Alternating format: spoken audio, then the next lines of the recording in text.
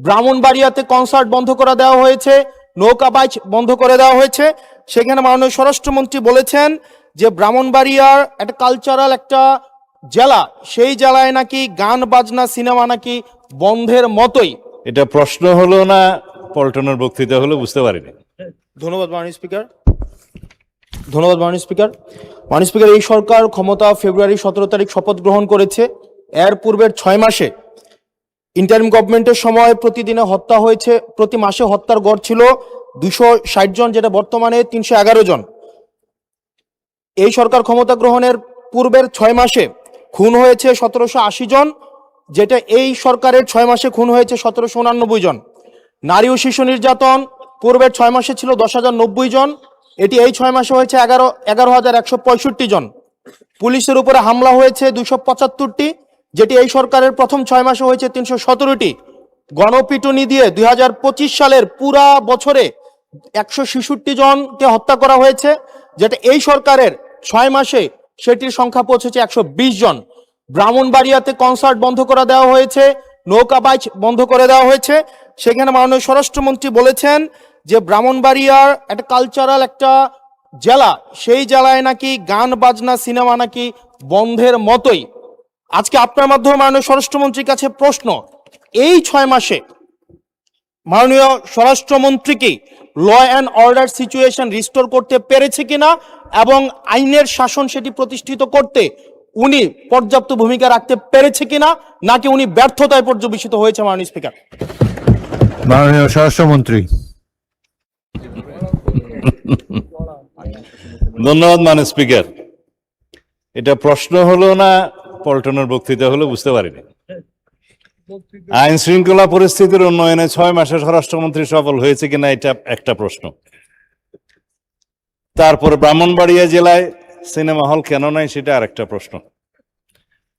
কোন খাতে কত হত্যা হয়েছে, জখম হয়েছে ইত্যাদি যে ডাটা দিলেন, সেই ডাটাটা কিসের ভিত্তিতে দিলেন, কি পরিসংখ্যানের ভিত্তিতে দিলেন, সে স্ট্যাটিস্টিক্স বড়টা কি আমি জানি না।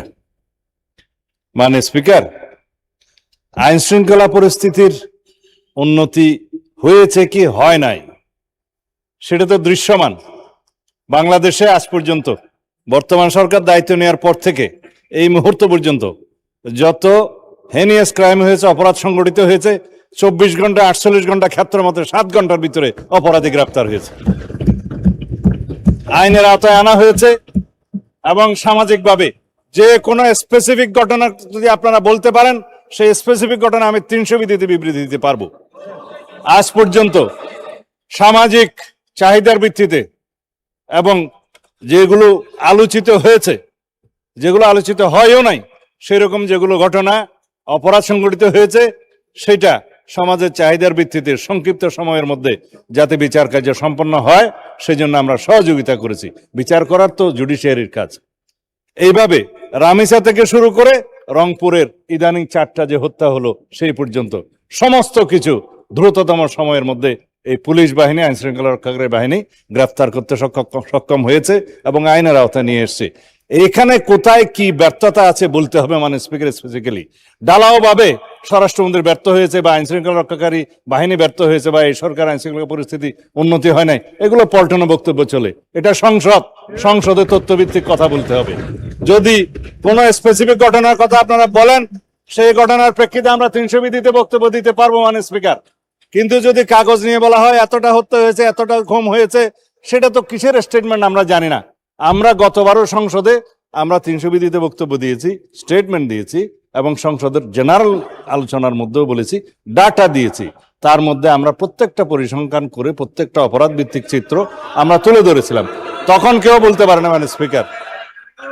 সুতরাং যদি কোনো স্পেসিফিক ঘটনায় বাংলাদেশের আইন শৃঙ্খলা রক্ষাকারী বাহিনী বা স্বরাষ্ট্র মন্ত্রণালয় ব্যর্থ হয়েছে কি হয় নাই, সেই বিষয়ে যদি আপনারা নোটিশ আনেন, তখন আমরা ডিবেট করতে পারবো। ধন্যবাদ মাননীয় স্পিকার।